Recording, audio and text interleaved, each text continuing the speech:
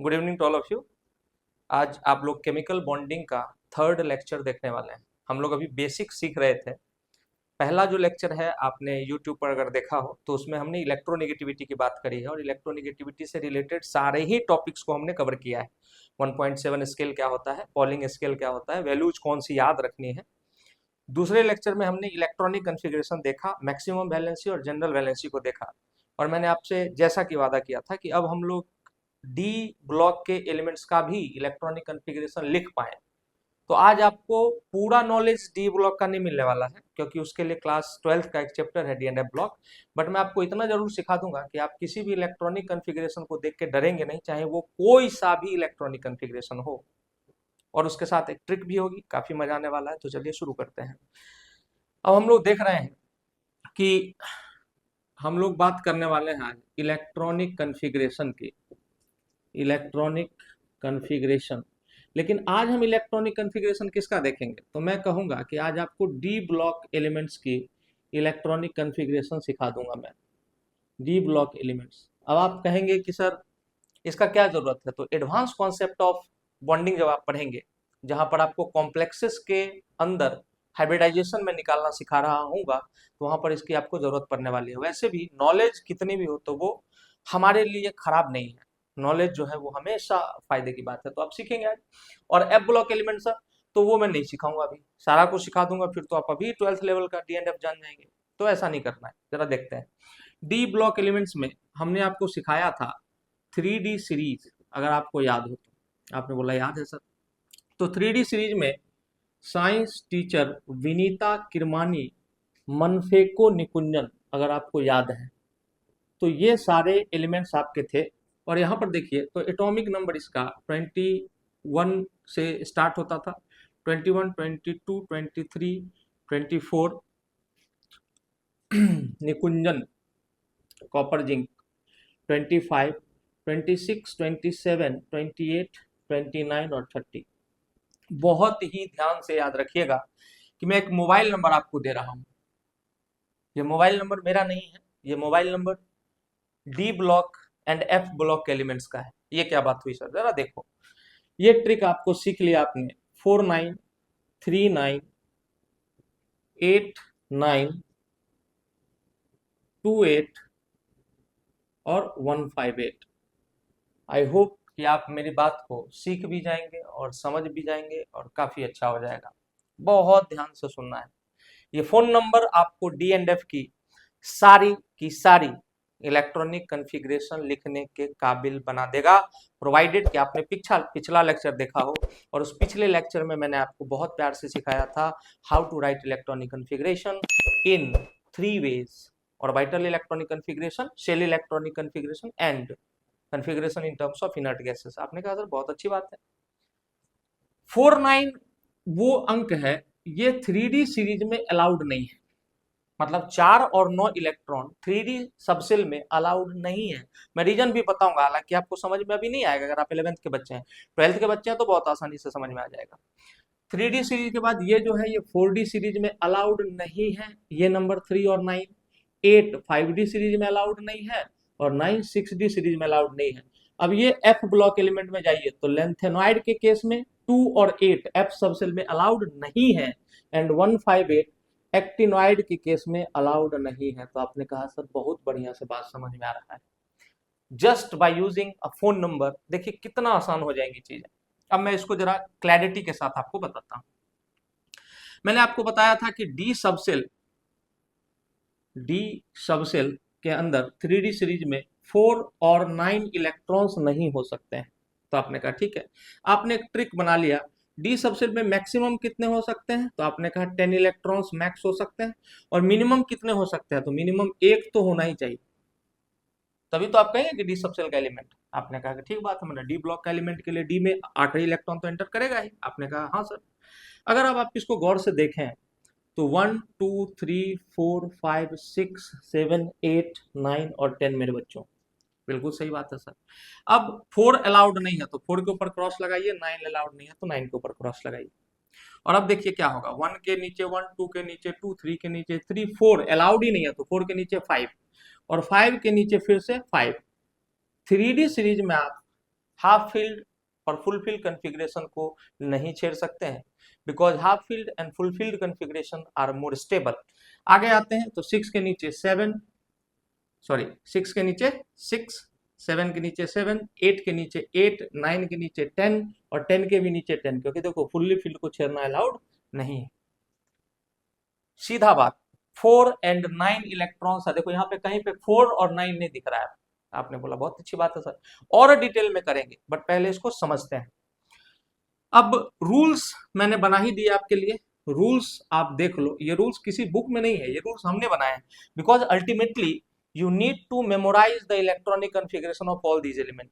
जब आप D block पढ़ेंगे तो वहां लिखा हुआ मिलेगा कि द एक्सप्लेनेशन ऑफ दिस कि why 4 and not 9 electrons are not allowed is beyond the scope of the book. आपके एनसीईआरटी में लिखी हुई लाइन है कि ये बात का जो एक्सप्लेनेशन है ये किताब के हद से बाहर की बात है, बट ऐसा कुछ भी नहीं है, हम लोग एकदम हद में उसको लेके आएंगे।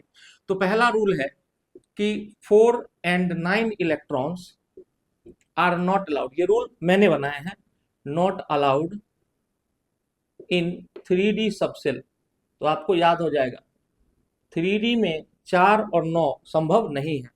दूसरी बात, डोंट एल्टर, आप छेड़े नहीं किसको, half field HF and fully field FF configuration, कि आपको इन दोनों की छेड़ने की परमिशन नहीं है। थर्ड देखिए जरा पॉइंट, कि energy of the barycentre should be constant, energy of the barycentre should be constant. अब यही बात अगर आप 11th के हैं तो थोड़ा सा समझने में तकलीफ होगी, बट उसको सामान्य भाषा में मैं आपको समझा दूंगा। एटम की एक टोटल एनर्जी होती है, जब भी वो कंपाउंड फॉर्म करने जाएगा किसी भी क्रिस्टल फील्ड के अंदर, तो उसकी एक टोटल एनर्जी होती है। वो एनर्जी जितनी एक्सपेरिमेंट से आती है, वो एनर्जी जितनी ही एक्सपेरिमेंट से आती है, उतना ही आपको थ्योरेटिकली भी आना चाहिए। और उस थ्योरेटिकली आने में हमको ये दिक्कत होता है, जब 4 और 9 इलेक्ट्रॉन डी मिलेंगे तो वो एनर्जी या तो ज्यादा आएगी बैरी सेंटर की एनर्जी से, बैरी सेंटर की एनर्जी मतलब एटम की अपनी एनर्जी से। तो एटम की अपनी एनर्जी जो है वो कांस्टेंट है, इसलिए आप ऐसा करते हैं। अब जरा लिखते हैं, ये तो आपने रूल्स देख लिए, किसने बनाया सर, किसी किताब में नहीं, हमने बनाया आपकी सुविधा के लिए, कि 4 एंड 9 इलेक्ट्रॉन नहीं होंगे, हाफ फील्ड फुल्ली फील्ड को छेड़ना नहीं है, किसमें, 3D में। 4D में हम छेड़ रहे होंगे, लेकिन 3D में नहीं छेड़ना है, क्योंकि अगर आपने स्ट्रक्चर ऑफ एटम पढ़ा है तो 3D और 4s की एनर्जी ऑलमोस्ट सेम होती है। ये इसके पीछे का कारण है। हम पढ़ तो रहे बॉन्डिंग, और बॉन्डिंग के अंदर हम क्या लिखना सीख रहे हैं, लिखना भी हम सीख रहे हैं इलेक्ट्रॉनिक कॉन्फ़िगरेशन। तो जो चाहिए बस उतना सीख लीजिए, आगे बढ़ते हैं। बहुत अच्छी बात है, चलिए अब इसके आगे ये रूल समझने के बाद जरा सा देखें हम लोग, तो हम लोग तय कर चुके हैं कि अगर हम यहाँ पर साइंस टीचर विनीता किरमानी मन फेको निकुंजन लिखें, निकुंजन, तो आप कहेंगे कि सर हमें कोई दिक्कत नहीं है, यहाँ पर एटॉमिक नंबर लिख रहा हूँ मैं 21, 22, 23, 24, 25, 26, 27, 28, 29 और 30। आपने कहा कि बहुत अच्छी बात है। अब मुझे बताइए इनर्ट गैस के टर्म में मैंने लिखना सिखाया था या नहीं सिखाया था, आप कहेंगे बिल्कुल सिखाया था सर, तो लिखिए। इससे जस्ट कम एटॉमिक नंबर वाला इनर्ट गैस लेना है तो हमने उठा लिया आर्गन। आर्गन लिखने के बाद हम SFDP लिखेंगे, because it is the order of electron filling in the outer most shell of every atom. आपने कहा बिल्कुल सही बात है सर। ये थर्ड पीरियड का है तो यहाँ आ जाएगा 4, यहाँ भी आ जाएगा 4, यहाँ आ जाएगा same as period number, the coefficient of D will be same as period number. तो थर्ड पीरियड का ही गैस था मतलब आर्गन, तो यहाँ 3 आ गया, और यहाँ पे आ जाएगा 2f। अब आपको पता है f ऑर्बिटल फोर्थ लेवल पे जाकर के एग्जिस्ट करना शुरू करता है, मतलब एटम के अंदर चौथे फ्लोर पे जाकर के f नाम का रूम आपको मिलता है। First second and third floor पे f नाम का रूम नहीं अवेलेबल है ही नहीं। चलिए, तो आपने बोला ठीक है, तो 2f डज नॉट एग्जिस्ट, ठीक है। अब आखिरी इलेक्ट्रॉन किस में जाना चाहिए, अगर डी ब्लॉक एलिमेंट तो डी में जाना चाहिए, इसका मतलब p में कितना इलेक्ट्रॉन जाएगा, 0। तो आपने बोला ठीक है। अब जरा हम इसको संभाल के लिख लेते हैं कि 4s लिखा और उसके सामने एनर्जेटिकली या एनर्जी वाइज हम 3d लिखेंगे और 4s लिखेंगे। Argon 18 3d 4s, argon 18 3d 4s, argon 18 3d 4s और आर्गन 18 3d 4s। आपने कहा कि ठीक है सर, तो अपना एक बेसिक ढांचा तैयार हो चुका है इलेक्ट्रॉनिक कॉन्फ़िगरेशन लिखने का। आपने कहा ठीक है सर, जरा गौर से देखें। तो यहाँ पर 1 2 3, बताइए 4 और 5, तो 4 अलाउ नहीं है, सीधा 5, फिर 5 के बाद भी क्या है 5, फिर 6, फिर क्या हो जाएगा 7 8, 9 अलाउ नहीं है तो 10 और 10। अगर आप गौर से देखें तो यहाँ पर देखिए 18 1 19 हो गया, तो यहाँ इसमें कितना आएगा 2, इसमें भी 2 2, इसमें कितना आ जाएगा 1, क्योंकि 18 5 23 इलेक्ट्रॉन हो चुके हैं। 24 के लिए लिखना है तो यहाँ 1 आएगा, यहाँ पर भी 2, यहाँ पर भी 2, यहाँ देखिए 2 2 1 और 2। कितना टाइम लगा, कितना समय लगा हमको लिखने में? बस वही जो ये ढांचा तैयार करने में लगा है। मतलब कि दो ऐसे एलिमेंट हैं जिनका आपको इलेक्ट्रॉनिक कॉन्फ़िगरेशन बहुत ध्यान रखने की जरूरत है। किस सीरीज से? तो 3D सीरीज से। एक तो हो गया अपना भैया क्रोमियम, और दूसरा हो गया अपना कॉपर। अब आपका एक सवाल आएगा कि सर अगर हम इसको किसी और प्रिंसिपल से एक्सप्लेन करना चाहें तो इज इट पॉसिबल, क्या ये संभव है? मेरा जवाब है बिल्कुल है। आप इसका स्क्रीनशॉट ले लेंगे या इसको लिख लेंगे, मेरे साथ साथ पढ़ें तो ज्यादा बेहतर है, जो भी आपकी इच्छा हो। चलिए मैं सारे ट्रिक वगैरह को मिटा रहा हूँ और आपको कुछ एक्सप्लेन कर देता हूँ कि केमिस्ट्री में लोग कहते हैं कि एक्सेप्शंस हैं। मैं कहता हूँ if there is an explanation there is no exception. मैं अपनी क्लासेस में कभी भी एक्सेप्शन शब्द का यूज नहीं करता हूँ। एक्सेप्शन शब्द अगर आप यूज कर देते हैं, इसका मतलब आप किसी चीज को एक्सप्लेन नहीं कर पा रहे हैं, और आप एक्सप्लेन नहीं कर रहे हैं और बच्चों के दिमाग में ये भर दे रहे हैं कि रटने वाला सब्जेक्ट है, दैट इज नॉट गुड। तो आपने कहा ठीक है सर।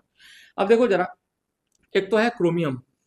अगर हम नॉर्मल रूल से लिखें तो क्रोमियम का क्या लिखेंगे? तो आप कहेंगे सर आप ऐसे लिखोगे आर्गन 18 4s2 3d4, क्योंकि 24 इसका एटॉमिक नंबर है, तो आप ऐसे लिखोगे। हमने कहा बिल्कुल लिखेंगे, बिल्कुल ही लिखेंगे।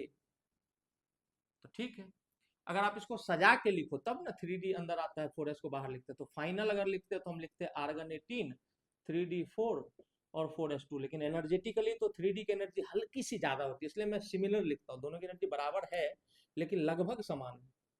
फिर भी पूछोगे ज्यादा किसकी है, तो 3D की एनर्जी ज्यादा है, तभी इलेक्ट्रॉन 4s में भरने के बाद 3D में जाता है। आपने बोला ठीक।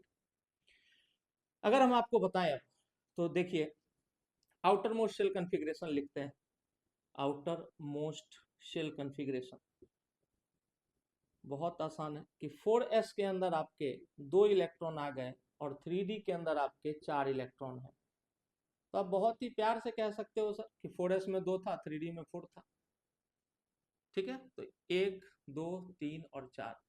अब आप खुद बताइए कि ये सारे इलेक्ट्रॉन्स रुके हुए तो रहेंगे नहीं, ये सारे मोशन में होते हैं, that too with high velocity. हमेशा घूमते रहते हैं एटम के चारों तरफ, एटम को अनस्टेबल बनाते हैं। तो मुझे एग्जांपल इस बात का बताओ कि आप बिल्डिंग में चढ़ रहे हो और आपके हाथ में एक बाल्टी है, तो आप यहाँ पर 20 लीटर पानी लेके चढ़ना है आपको, तो आपके लिए क्या अच्छा रहेगा? एक हाथ में 20 लीटर लेके सीढ़ी पे चढ़े, या इसका एक दूसरा केस भी संभव हो सकता है कि आप इस हाथ में भी 10 लीटर और इस हाथ में 10 लीटर की 2 बाल्टी लेके सीढ़ी पे चढ़ो।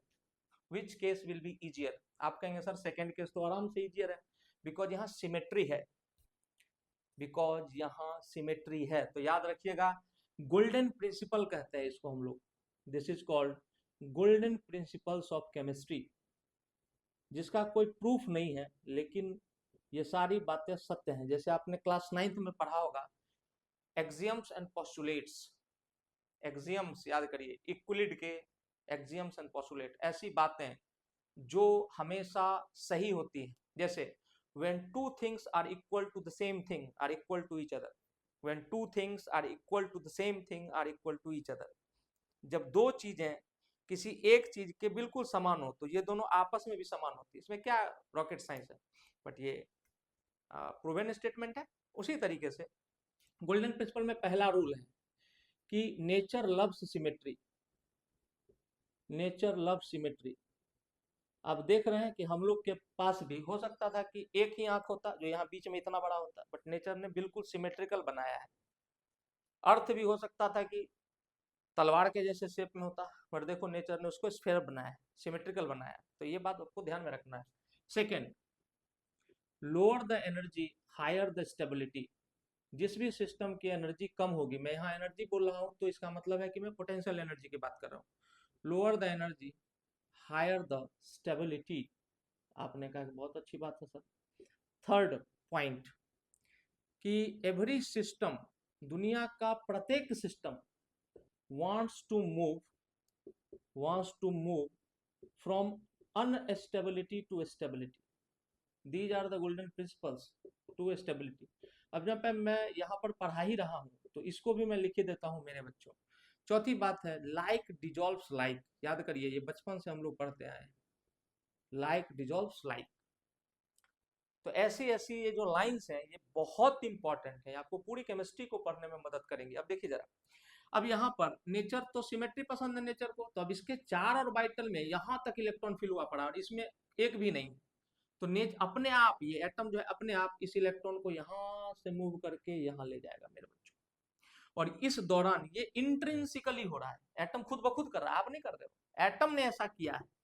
तब अगला कॉन्फ़िगरेशन क्या होगा इसका, 4s में सिर्फ एक इलेक्ट्रॉन बचेगा और 3D में आप गौर से देखें तो 1 2 3 4 5, मजा ही आ गया सर। इसका मतलब 3D में आपको सब में एक एक एक मिलेगा, एकदम सिमेट्रिकल ऑर्बिटल है, सारे ऐसे घूम रहे हैं। ये किसी एक टाइम पे खींचा गया फोटो है। एक्चुअल में देखो तो ऑर्बिटल ऐसे होंगे, इमेजिन करिए, तो ऐसे होंगे फिर ऐसे होंगे। किसी एक पर्टिकुलर टाइम पे किसी ने कैमरा किया क्लिक, तो सारे इलेक्ट्रॉन यहाँ धरा गए। और इस बाकी चीज को हम लोग मिटा दें, अगर इस बाकी चीज को हटा दें तो आप देखोगे कि हमने डब्बा बनाया। तो यही इसका रिप्रेजेंटेशन है। इसका मतलब ये नहीं है कि ये सेल्स जो है रेक्टेंगुलर होते हैं, ये हमेशा सर्कुलर होते हैं, बहुत ध्यान से समझना है। अब यहाँ पर हुआ क्या क्या सर, तो पहली बात है जब 4s2 3D 4 से 4s2 सॉरी 4s1 और 3D 5 बना होगा तो यहाँ पर क्या क्या बदल गया। तो इसका मतलब है कि यहाँ पर दो चीजें हुई मेरे बच्चों। एक तो आपको मिला गेन ऑफ सिमेट्री, पहला, और दूसरा इस दौरान इलेक्ट्रॉन यहाँ से निकला और यहाँ तक पहुंचा, तो इस दौरान एटम ने थोड़ी सी एनर्जी रिलीज करी, release of reorganisation energy, release of reorganisation energy. These two are the reasons जिसके वजह से हमारा सिस्टम पहले से ज्यादा स्टेबल हो गया। इसलिए क्रोमियम की इलेक्ट्रॉनिक कॉन्फ़िगरेशन 4s1 3d5 होती है, 4s2 3d4 नहीं होती। इसी बात को दूसरे लहजों में कहा जाए, दूसरे लफ्जों में कहा जाए तो हमने आपको पहले ही बता दिया कि the energy of the barycentre should be constant. जो एक्सपेरिमेंटली एनर्जी आती है किसी भी एटम की किसी स्फेरिकल क्रिस्टल फील्ड में, वो बराबर होनी चाहिए, और वो तभी आती है एक्सपेरिमेंटल और थ्योरेटिकल दोनों बराबर, जब डी में 5 इलेक्ट्रॉन होना कि 4 हो। और उसका एक दूसरा रीजन भी मैंने आपको बता दिया कि गेन ऑफ सिमेट्री, इसको सिमेट्री मिल रहा है, और रिलीज ऑफ रीऑर्गेनाइजेशन एनर्जी, क्योंकि इलेक्ट्रॉन का रीऑर्गेनाइजेशन हो रहा था तो उस दौरान जो एनर्जी रिलीज हुई उसी को हम कह रहे हैं रीऑर्गेनाइजेशन एनर्जी। अच्छी बात है सर। अब जरा इसको आप खुद अप्लाई करके हमको दिखाइए। कैसे सर दिखाएं, हम लोग तो बच्चे हैं। अरे बच्चे हो तभी तो मन के सच्चे हो, नहीं तो फिर तो दिक्कत हो जाती। जैसे जैसे कॉपर, कॉपर का 29 है, इसका अगर हम ऐसे ऑर्थोडॉक्स तरीके से लिखें तो आर्गन 18 4s2 और 3d9 होना चाहिए था। बट अगर ये एटम थोड़ा सा अपने जीवन में मेहनत कर ले तो देखो क्या बन सकता है। तो यहाँ पर 4s में 2 इलेक्ट्रॉन थे और 3d में 9 थे। आपको भी पता होगा कि पहले सिंगली इलेक्ट्रॉन को फिल करते हैं फिर पेयरिंग करी जाती है, तो 5 6 7 8 और 9। अब फिर से देखिए बाकी सारे फुल्ली फिल्ड हैं, क्योंकि एक ऑर्बिटल में सिर्फ 2 ही इलेक्ट्रॉन रह सकते हैं। मैं सबसेल नहीं कह रहा हूँ, मैं ऑर्बिटल कह रहा हूँ। तो भैया सब में 2 2 है, ये बेचारा अकेले है। वही बात है, 10 10 लीटर दोनों हाथ में बराबर हो जाए, मजा आ जाए। इसलिए यहाँ से एक इलेक्ट्रॉन फिर से निकलेगा और पहुंचेगा यहाँ, और जब ये पहुंचेगा तो यहाँ पर तो 4s1 हो गया, क्योंकि s ऑर्बिटल बल्कि नहीं होता है, 10 इलेक्ट्रॉन नहीं होते उसमें, इसमें सिमेट्री चाहिए हमको, इसमें सिमेट्री जरूर काम करेगी। तो यहाँ पर जैसे यहाँ पर मान लो 2 लीटर पानी लेके जाना हो तो जरूरी थोड़ी है कि आप एक एक लीटर दोनों हाथ में लेके जाओगे, बेवकूफी होगी। बल्कि आई नहीं 2 लीटर तो लेके कहीं भी जा सकते हैं, बट बात है 10 लीटर 20 लीटर की, तो सोचना पड़ता है। तो यहाँ पर 2 2 4 2 6 2 8 2 10। फिर से देखिए मेरे बच्चों, what we got fully filled configuration, and since it is a fully filled configuration तो इसका क्या प्रभाव पड़ेगा सर, इसका प्रभाव पड़ेगा कि एटम ने सिमेट्री गेन कर ली है। तो गेन ऑफ सिमेट्री पहला रीजन कि ऐसा हो रहा है, क्यों हो रहा है, रीजन हमेशा याद रखना है। 3W वाट, कोई भी टर्म क्या है, वाई क्यों है, और हाउ कैसे है। अगर ये तीन क्लियर हो रहा है आपका केमिस्ट्री के अंदर तो आप बहुत अच्छे कंडीशन में हैं। चलिए, चूंकि ऑब्जर्वेशनल साइंस है, गेन ऑफ सिमेट्री, एंड यहां भी हो जाएगा रिलीज ऑफ रीऑर्गेनाइजेशन एनर्जी, इसी वजह से ऐसा होता है। आपने कहा कि ठीक है सर। फिर यहाँ पर एक एक्स्ट्रा डब्बा बना हुआ है क्या? हाँ, 3 और 2 5, ठीक है। तो ये आपको समझ में आना चाहिए, ये सब छोटी मोटी दिक्कतें होती रहेंगी। चलिए, इसमें किसी को कोई दिक्कत मुझे नहीं लगता है कि है। आगे बढ़ते हैं, आगे बढ़ते हैं। चलिए 4D सीरीज को देखते हैं जरा। 3D सीरीज के तो सारे ही लिख डालेंगे अब हम, कहीं कोई दिक्कत नहीं है सर। कल आपने रटवा दिया था, सारे पीरियोडिक टेबल के सारे एलिमेंट्स के नाम आपने रटवा दिए थे। हाँ बिल्कुल रटवा दिए थे। आपने याद नहीं किए होंगे ये भी मुझे पता है, और जब तक याद नहीं करोगे केमिस्ट्री आपको रटने वाला सब्जेक्ट लगने वाला है। हर सब्जेक्ट का अपना एक तासीर होता है कि उसको कैसे पढ़ा जाए, ये हर सब्जेक्ट का एक तासीर होता है। फिजिक्स का तासीर है कि आप पहले मैथमेटिकली काफी ज्यादा एप्ट बनो, काफी स्किलफुल बनो, और उसके बाद आप चीजों को सोचो। सोचना फिजिक्स में काफी इंपॉर्टेंट है। पहले आप सोचोगे, पहले आप समझोगे, तब क्वेश्चन बनेगा। फिजिक्स को आप रट नहीं सकते। केमिस्ट्री का उल्टा है, ये बात जितनी जल्दी समझोगे उतनी अच्छी आपकी केमिस्ट्री हो जाएगी। केमिस्ट्री में पहले आप चीजों को याद करिए, बाद में वो आपको समझ में आएंगी, और जब समझ में आएंगी तो इतना मजा आएगा कि फिर आप इस सब्जेक्ट से कभी दूर ही नहीं हो पाएंगे। चलिए आगे बढ़ते हैं। अब आते हैं हम लोग 4D सीरीज के ऊपर। 4D सीरीज बहुत ही आराम से देखिएगा यार, जरा नंबर मिला तो रुद्र राजा प्रताप चांदी वाले का। आपने कहा अच्छी बात है सर। अब देखिए ऊपर में था 21, तो 18 जोड़ेंगे तो इसका क्या हो जाएगा 39। इसके बाद तो लेंथेनॉइड इलेक्ट्रॉनॉइड आता नहीं है कि आपको एटॉमिक नंबर में गैप मिलेगा। बहुत अच्छी बात है सर। तो ये हो जाएगा 39, 40, 41, 42, 43, 44, 45, 46, 47, 48। सर मजा आ गया। अब इस ग्रुप में एक ऐसा प्राणी है, इस ग्रुप में एक ऐसा प्राणी है जो पगला है, और उसका नाम है पगला पैलेडियम। क्यों है ये पगला, ये हम लोग प्रूव करने वाले हैं। हु इज पगला इन 4D सीरीज? द पगला इज पैलेडियम। पगला पैलेडियम क्यों पगला है देखते हैं। अब आप आइए जरा उस फोन नंबर को याद कराइए, 4939892815। फिर से रिपीट कर रहा हूँ, 4939892815। आपने कहा ठीक है।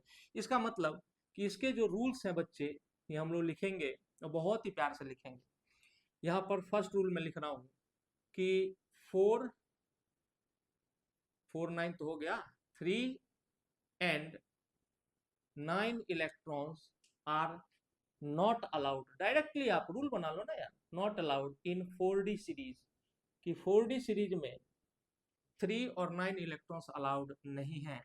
दूसरा, किसमें हमने बोला था 3D और 4D की एनर्जी लगभग बराबर होती है, लेकिन यहाँ पर कौन कौन सा आएगा अगर आप बोलें तो यहाँ पर आएगा 4D और 5s। वहां था 3D 4s, और यहाँ था, यहाँ है 4D 5s। तो 4D और 5s की एनर्जी काफी भिन्न होती है एक दूसरे से। तो यहाँ आप half filled and full field को छेड़ सकते हो। तो यहाँ हम लिख रहे हैं कि हाफ फील्ड और full field FF can be altered, can be altered. आप जरूरत के हिसाब से उनको छेड़ सकते हो। थर्ड पॉइंट, सबसे जरूरी पॉइंट, ये नहीं बदलने वाला है, आप कितना भी कर लें हम इसको बदलने नहीं देंगे। Energy of barycentre must be constant. मैं शुड भी नहीं लिख रहा हूं बच्चे, मस्ट बी कांस्टेंट। आपने कहा कि ये भी बात ठीक है सर। अब देखिए यहाँ जो एटॉमिक नंबर्स हैं वो कहाँ से स्टार्ट हो रहे हैं, यहाँ जो एटॉमिक नंबर हैं वो कहाँ से चालू हो रहे हैं, 39 से। इसका मतलब आप क्रिप्टन को ले सकते हो इनर्ट गैस के रूप में। आपने बोला ठीक है सर। तो यहाँ देखिए यार, जरा नंबर मिला तो, और यहाँ है रुद्र राजा प्रताप चांदी वाले का। Yttrium, zirconium, niobium, molybdenum, technetium, ruthenium, rhodium, palladium, silver और कैडमियम। आपने बोला ठीक है। यहाँ पर देखिए ये कितना हो जाएगा 39, 40, 41, 42, 43, 44, 45, 46, 47 और 48। आपने कहा बहुत अच्छी बात है। अगर आप यहाँ पर इनर्ट गैस चुने तो मैं चुनूंगा क्रिप्टन को। क्रिप्टन का पीरियड है 4, 36 इलेक्ट्रॉन इसके एक साथ फिल हो गए। अब SFDP ये ऑर्डर ऑफ इलेक्ट्रॉन फिलिंग है now outer most shell of every atom provided that cell is existing. तो यहाँ भी F देखो, ये हो जाएगा 5, ये हो जाएगा 5, ये हो जाएगा 4, ये हो जाएगा 3। और मैंने आपको बताया है मेरे बच्चों कि एटम के थर्ड फ्लोर पे एफ रूम नाम का रूम होता ही नहीं है। किस फ्लोर से स्टार्ट होता है? फोर्थ फ्लोर से। तो इसको काट दीजिए, काट दिया आपने। चलिए, तो अब 3F नहीं होता, अब इसको थोड़ा सा सजा करके लिख लेते हैं। आपने बोला सर लिख लो, कोई दिक्कत नहीं है। तो जब हम इसको लिखेंगे तो हम क्या लिखेंगे? 4D और उसके बाद 5S और 5P। और आपको पता है कि आखिरी इलेक्ट्रॉन तो D में ही चला जाता है, तो 5P यहाँ पर एग्जिस्ट नहीं करेगा। तो देखिए यहाँ पर क्रिप्टन के बाद, सॉरी यहाँ krypton 4D 5S, krypton 4D बताई जा सकती है। आप इसी से समझिए कि जो IITs वगैरह होती हैं उनके अंदर एक एक एलिमेंट पे एक एक बंदा PhD कर रहा होता है, PhD। तो एक एलिमेंट के बारे में सोचिए कितना सारा जानकारी है या कितना कंटेंट है कि लोगों को PhD करना पड़ता है उसके ऊपर। तो आप सोच रहे हो कि इसी एज में सारा कुछ जान लूं, संभव नहीं है। चलिए आगे बढ़ते हैं। अच्छा, हम लोग ट्रिक को कैसे भूल गए? चलिए, तो ऊपर में खत्म करेंगे कहानी, इसको आप पॉज करके नोट डाउन कर लें। बहुत बढ़िया है सर, जरा ट्रिक हो जाए सर। रूल्स को हटाया और ट्रिक को बुलाया। रूल्स हट गए, ट्रिक देखो। डी ब्लॉक, डी सबसेल में 1 2 3 4 5 6 7 8 9 और 10 हो सकते हैं। आपने कहा बिल्कुल हो सकते हैं। इस वाले सीरीज में क्या अलाउड नहीं है? तो 3 अलाउड नहीं है और 9 अलाउड नहीं है। याद करो, 4939892815 is the phone number for D and F block elements. आपने कहा अच्छी बात है। जब हम यहाँ देखेंगे तो 1 के नीचे 1, 2 के नीचे 2, इस दोनों को रख सकते, 3 के नीचे 4, 4 के नीचे 5, 5 के नीचे 6, 6 के नीचे 7, 7 के नीचे 8, 8 के नीचे 9, 9 के नीचे 10 और 10 के भी नीचे 10। देखिए जरा, कोई दिक्कत है तो आप बताइए। अब डी में यहाँ पर पूरा देखो तुम, तो डी में क्या नहीं हो सकता है? डी में 1 2 देखो, 3 नहीं हो सकता, नहीं हो सकता। 4 5 6 7 8, अच्छा 9 नहीं होना चाहिए। डी के नीचे 9 नहीं होना चाहिए। तो ना 8 के नीचे भी 10 होगा, 9 के नीचे भी 10 होगा और 10 के नीचे तो 10 होगा ही। 4939, हाँ 9 हो ही नहीं सकता है, 9 होगा ही नहीं। आपने कहा सर ये क्या बात कर रहे हो? देख लो, खुद गौर से देखो, मैंने आपको क्या बताया था कि there is an atom which is called पगला पैलेडियम।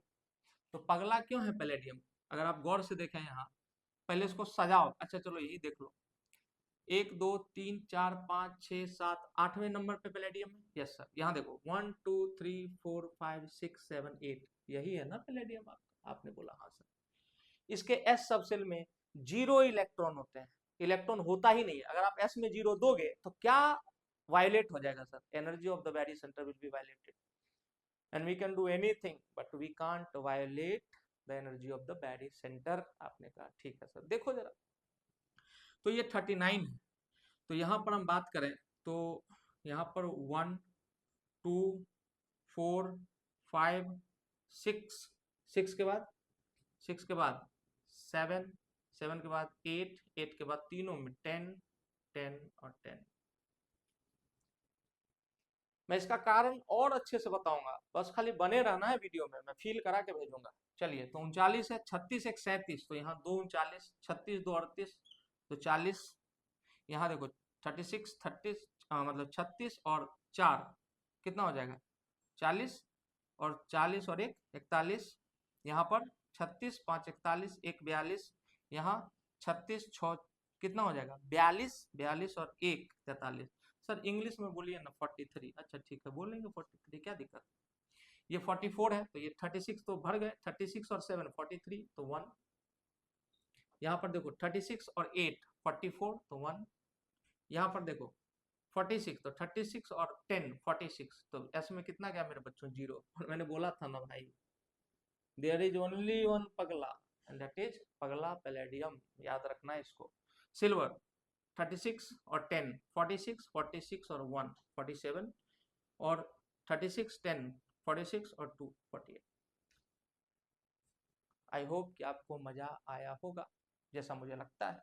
चलिए, स्टार सर किस पे लगाऊं, किसका हमेशा पूछे जाने का खतरा बना रहेगा? Palladium. Palladium has this configuration, the explanation is only this: when we fill electron in 5s, the energy of the Barry center, which is the total energy of an atom in a symmetrical crystal field or a spherical crystal field, will be violated. That must not be done. The energy of Barry center must be constant. That's why उसके लिए जो करना पड़े करिए। आपने बोला sir बहुत ज्यादा मजा आ रहा है, इतना मजा लेने की जरूरत नहीं है, इतना मजा नहीं लेता, लेकिन ये है कि 3D 4D सीरीज आपका एकदम तय हो गया है। अब सर क्यों ऐसा होता है एटम में, मैं हर बीच बीच में आपको फील दूंगा, because chemistry is all about feeling. आपने कहा सर बताओ सर, तो इसका फीलिंग ये है, इसका फीलिंग क्या है सर, मैं प्यार से सुनना जरा। आपका घर है, हाँ सर है, आपके घर में एक होगा मेहमानों का कमरा, और आपके घर में जो मेहमानों का कमरा है वो हो सकता है कि आपने ऑक्यूपाई कर रखा हो, बट कोई भी जब मेहमान आएगा तो आपकी मम्मी आपसे कहेंगी कि आप अब दूसरे कमरे में चले जाइए, मेहमानों के लिए कमरा खाली कर दीजिए। अच्छा है, या आपका अपना कमरा होगा, मम्मी पापा का अपना कमरा होगा और एक मेहमान का कमरा होगा, ऐसा भी हो सकता है, बड़े पैसे वाले लोग हैं आप लोग। तो जब मम्मी पापा का कमरा है, आपका कमरा है, मेहमान का कमरा है, तो सब कुछ ठीक चल रहा है। एक जनरल कोई भी दिन है जिसमें 2 मेहमान आए, तो क्या करेंगे? आप उनको अपना रूम दे देंगे रहने के लिए। हाँ, दे देंगे सर? नहीं, आप नहीं देंगे क्योंकि उनके लिए कमरा ऑलरेडी है। हाँ, लेकिन अगर शादी हो आपके घर में, जरा इमेजिन करो, जब एक साथ 50 मेहमान आएंगे तो कौन कहाँ घुसेगा कुछ पता नहीं। हो सकता है कि 4 मेहमान आपके रूम में घुस के बैठा हुआ हो और आपको बाहर बरामदे पे सोना पड़े। ऐसा होता है कि नहीं होता है? बिल्कुल होता है सर। तो एक एक इलेक्ट्रॉन एटम को अनस्टेबल बना के रखता है, उसकी भी कहानी सुनाऊंगा, फील भी कराऊंगा समय आने पर। तो एक इलेक्ट्रॉन तबाही मचा के रखता है, तो सोचो डी सबसेल में जब 10 इलेक्ट्रॉन घुसते हैं तो कौन कहाँ जाता है, एनर्जी का ऐसा का तैसा हो जाता है।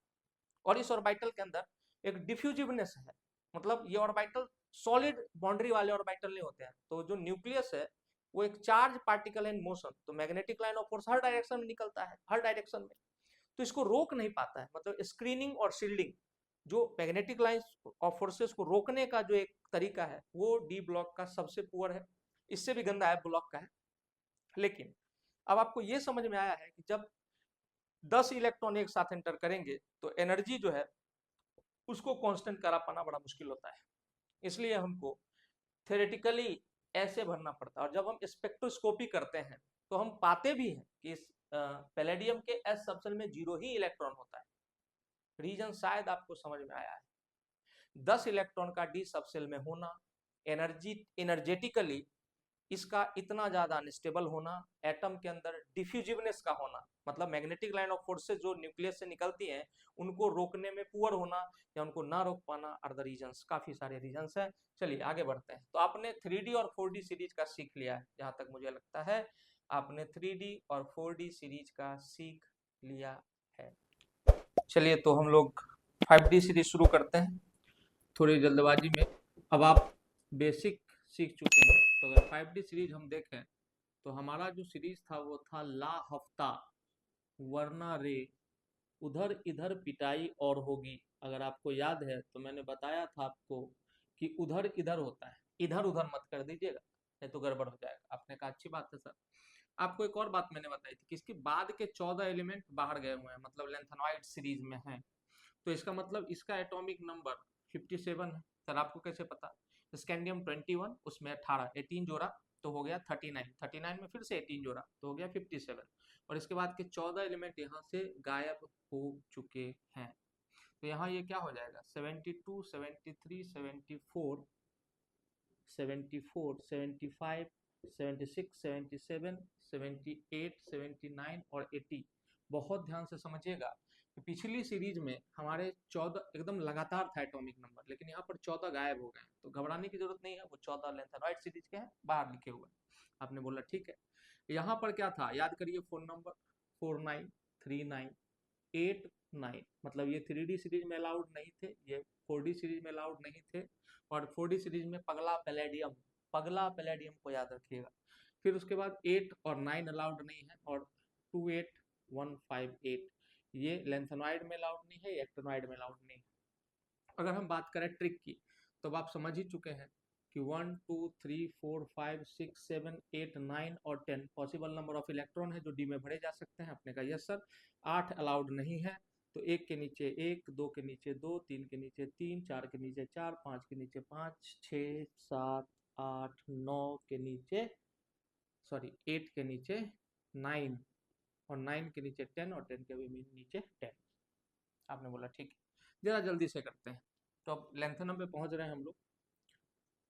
लेंथनम 57, लेंथनम के बाद अब देखिए ला हफ्ता, hafnium, tantalum, tungsten, rhenium, osmium, iridium, उसके बाद यहाँ पर हो जाएगा प्लेटिनम, गोल्ड और mercury.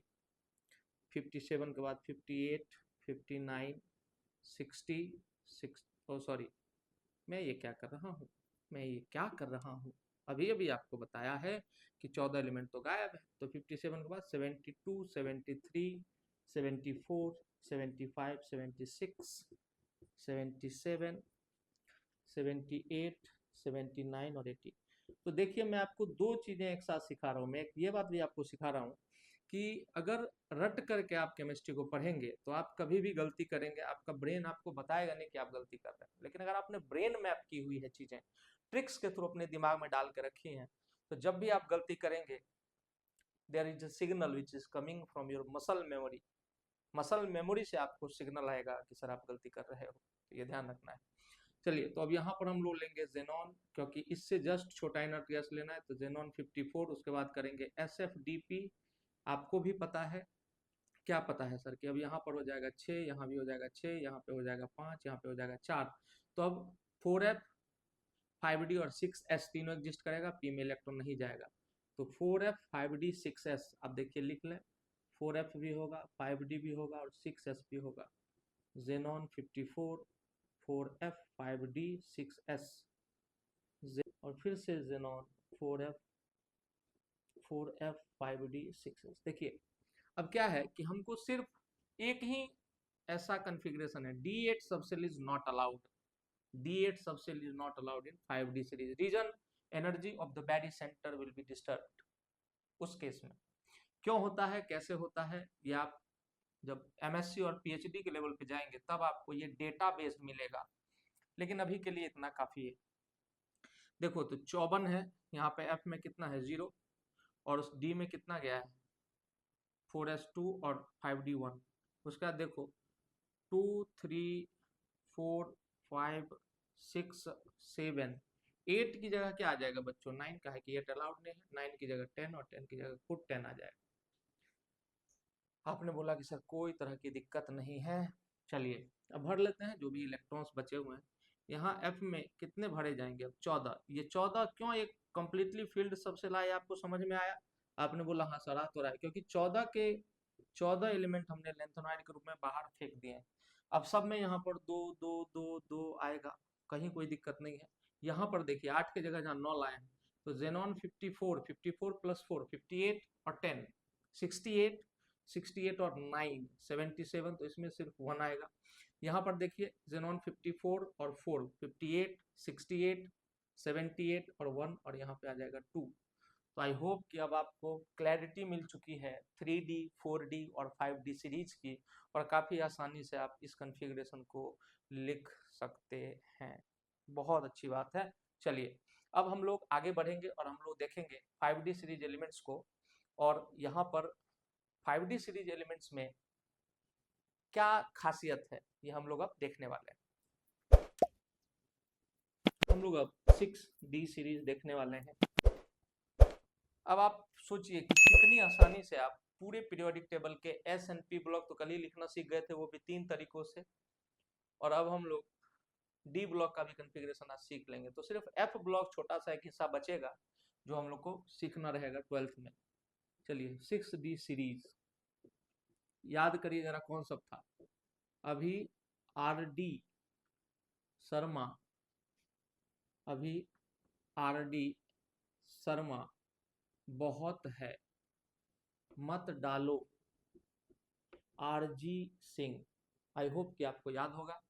Actinium, rutherfordium, डबनियम, सीबॉर्गियम, bohrium, हैस्नियम, magnesium, डर्मेस्टिडियम, रोंटेजेनियम और कॉपरनीशियम आपने बोला। ठीक है सर, अगर मैं आपको याद दिलाऊं तो अब हम लोग कितना ऐड करेंगे, 32 ऐड करेंगे तो ये हो जाएगा 89, और यहाँ से हो जाएगा 104, 105, 106, 107, 108, 109, 110, 111 एंड 112। आई होप कि आपको याद है ये बात कि 89 के बाद 14 एलिमेंट एक्टिनॉइड बन के बाहर बैठे हुए हैं, एफ ब्लॉक में चले गए, वो डी ब्लॉक एलिमेंट्स नहीं है, क्योंकि आखिरी इलेक्ट्रॉन एफ सबसेल में जा रहा है, that's why they R F block element. आपने कहा ठीक है, इसमें भी कोई दिक्कत नहीं है। फिर से मैं एक बार ट्रिक याद दिलाऊं, 4, 9, 3, 9, 8, 9, तो इसमें 9 इलेक्ट्रॉन अलाउड नहीं है, तो 9 इलेक्ट्रॉन अलाउड नहीं है तो क्या ही दिक्कत है सर।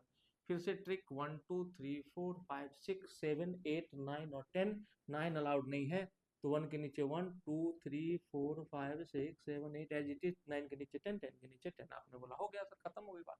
ठीक है, तो अब अगर 89 का लिखना है तो इनर्ट गैस कौन सा लेंगे, तो पहले तय कर लेते हैं कि इनर्ट गैस हम लोग को लेना होगा रेडॉन 86 और SFDP।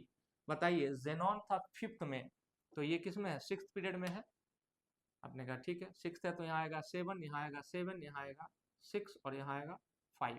आपने कहा ठीक है, अब यहाँ पर अभी RD शर्मा, ये देखो सीबॉर्गियम, ग्लेन टी सीबॉर्ग, 8-10 एलिमेंट का खोज अकेले किए थे ये, इसलिए इनका नाम थोड़ा अच्छा है, ग्लेन टी सीबॉर्ग, याद रखने की आवश्यकता है, पीरियोडिक में पढ़ाऊंगा मैं अलग से, क्योंकि एक ही चैप्टर में सारा कुछ बता दूं तो फिर आप कहोगे कि सर बहुत ज़्यादा ही आसान है। चलिए, तो यहाँ पर मैं एटॉमिक नंबर्स को प्लेस कर रहा हूँ, और एटॉमिक नंबर 89, 104, 105, 106, 107, 108 और इधर 109, 110, 111 और लास्ट में 112। जो इनर्ट गैस हमें लेना है वो हमने ले लिया है रेडॉन। रेडॉन लिखते ही 86 इलेक्ट्रॉन एक साथ फिल हो जाते हैं। थोड़ा सा मेहनत का काम है और थोड़ा बोरिंग भी लग सकता है आपको कि सर एक ही चीज लिख रहा है, आप ही के लिए लिख रहा हूँ ताकि आप किसी भी इलेक्ट्रॉनिक कॉन्फ़िगरेशन को छोड़े ना और भूलने की गलती ना करें। रेडॉन 86, रेडॉन 86 और यहाँ पर भी रेडॉन 86। आपने कहा कि हाँ सर अच्छी बात है, काफ़ी अच्छे से समझ में भी आ रहा है। अब क्या करना है, अब करना कुछ नहीं है, अब हम लोग को सिर्फ यूज करना है। रेडॉन के बाद क्या आ जाएगा, जल्दी से थोड़ा बताएं। रेडॉन के बाद आएगा 5F, 6D और 7S, 5F, 6D और 7S, 5F, 6D, 7S, 5F, 6D, 7S, हर जगह सेम चीज लिखना है। 5F, 6D और 7S, 5F, 6D, 7S, 5F, 6D, 7S और लास्ट में भी 5F, 6D, 7S। उम्मीद करते हैं कि आपको समझ में आ रहा होगा, इसमें तो कोई दिक्कत ही नहीं है। देखो यहाँ पर 86 हो गए तो F में तो 0 जाएगा, यहाँ जाएगा 1, यहाँ जाएगा 2, खत्म होगी बात। अब सारे 5F में कितने जाएंगे, 14, क्योंकि 14 एलिमेंट जो एक्टिनॉइड बन के चले गए उनका एटॉमिक नंबर तो यहाँ काउंट होगा नहीं, तो एक कंप्लीटली फिल्ड F सबसे आपको मिलता है। आपने बोला बढ़िया बात है सर। डी में देखो कोई दिक्कत नहीं है, 1, 2, 3, 4, 5, 6, 7, 8, 9 नहीं होगा तो 9 की जगह 10 और 10 की जगह भी 10, खत्म हो गई बात।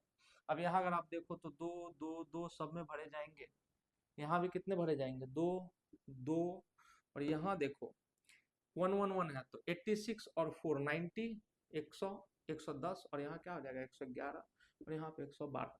तो अब आप कंप्लीटली एकदम ट्रिक वाइज और हर तरीके से तैयार हो चुके हैं। Now you are completely ready to write the electronic configuration of whole S block, whole P block and whole D block.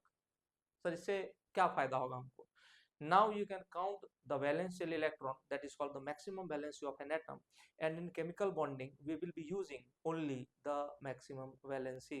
In chemical bonding we will be using only the maximum valency. Thank you for watching the video.